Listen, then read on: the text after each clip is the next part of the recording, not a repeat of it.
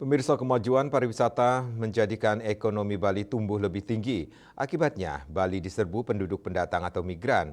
Di samping perlunya penyediaan pangan yang lebih besar, angka kriminalitas yang tinggi menjadi dampak negatif dari serbuan para migran yang lebih banyak tidak berkualitas. Perlu pengawasan dan kontrol yang lebih ketat terhadap para migran agar dampak negatif dapat ditekan. Ketua Ikatan Praktisi dan Ahli Demografi Indonesia IPADI Cabang Bali Dr. Igusti Wayan Murjanayasa SEMSI dan Guru Besar FEB Undiknas Profesor Ide Bagus Rakeswardana memberikan catatan khusus terhadap keberadaan migran di Bali. Murjana mengatakan kehadiran para migran di Bali berdampak pada ketidakseimbangan distribusi penduduk.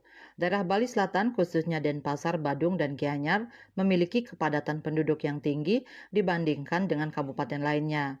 Data Statistik Kriminalitas Provinsi Bali 2022 BPS 2023 menunjukkan tindak pidana tertinggi yang dilaporkan terjadi di Kota Denpasar dan Badung. Ini berkorelasi dengan tingginya migran masuk ke kedua wilayah ini.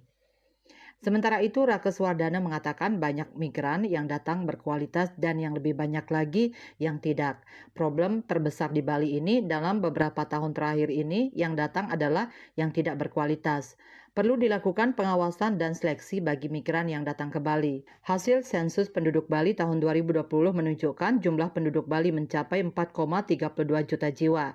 Dibandingkan dengan hasil sensus penduduk 2010, selama periode 2010-2020 penduduk Bali meningkat rata-rata 1,01% setahun. Murjana mengatakan pertumbuhan penduduk ini secara demografi ada dalam klasifikasi relatif ideal dengan tingkat kelahiran total mencapai 2,04 juga dalam klasifikasi ideal.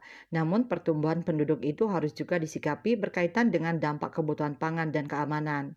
Ada beberapa permasalahan terkait dengan kependudukan Bali. Pertama, jumlah penduduk yang semakin meningkat, walaupun dengan pertumbuhan yang semakin menurun. Kedua, distribusi atau persebaran penduduk yang tidak merata. Kedua persoalan ini berdampak pada kondisi ekonomi sosial dan juga budaya. Peningkatan kebutuhan akan pangan berjalan seiring dengan peningkatan jumlah penduduk. Kebutuhan ini akan jauh meningkat lagi ketika diperhitungkan pemenuhan kebutuhan pangan untuk wisatawan.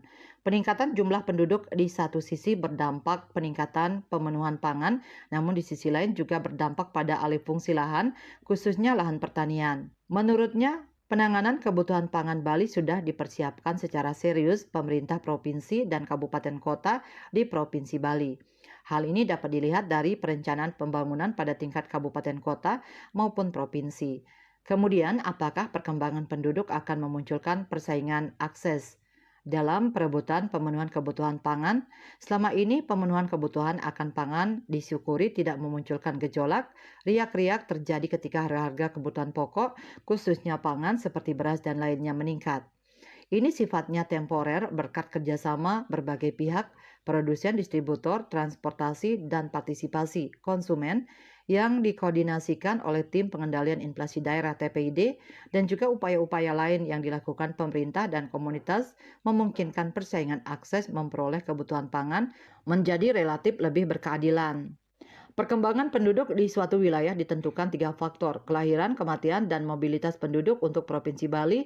Fertilitas sudah termasuk rendah atau ideal, kematian rendah. Dari kedua faktor ini, Bali termasuk salah satu provinsi yang sangat berhasil mengendalikan kelahiran dan kematian. Namun di sisi lainnya, keberhasilan pembangunan Bali juga menarik para pelaku mobilitas untuk datang ke Provinsi Bali.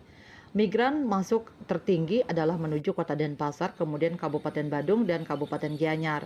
Para pelaku mobilitas baik permanen ingin menetap maupun non-permanen tinggal tapi tidak ingin menetap, umumnya berasal dari beberapa kabupaten di Bali seperti Buleleng, Karangasem, Bangli, dan beberapa kabupaten lainnya.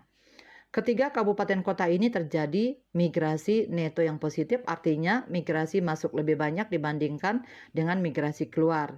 Selain pelaku mobilitas penduduk dari beberapa kabupaten di Bali, pelaku mobilitas juga banyak berasal dari provinsi lainnya seperti Jawa Timur, Jawa Tengah, dan Jawa Barat termasuk juga Nusa Tenggara Barat dan Nusa Tenggara Timur.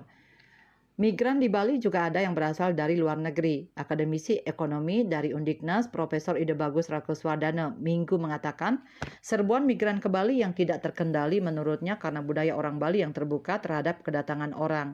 Jika di desa dinas hanya melakukan pencatatan kependudukan, namun problemnya adalah tidak semua desa adat mempunyai kemampuan yang sama, pemikiran yang sama, dan ia melihat banyak sekali kedatangan orang tinggal begitu saja di rumah kumuh, bahkan dalam satu rumah kecil bisa dihuni oleh 10-15 orang dari daerah timur dan daerah barat. Dengan kedatangan wisatawan ditambah jumlah penduduk pendatang juga menjadi persoalan pangan. Kebutuhan pangan semakin meningkat, di tengah lahan pangan semakin berkurang.